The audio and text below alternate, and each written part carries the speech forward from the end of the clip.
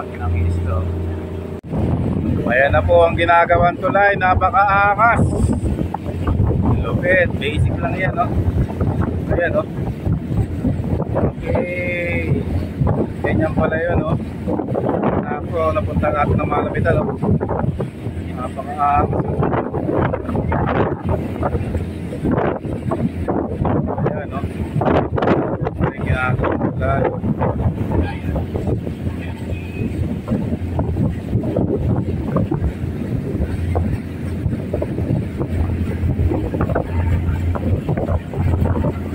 Nasa kalahati na, oh.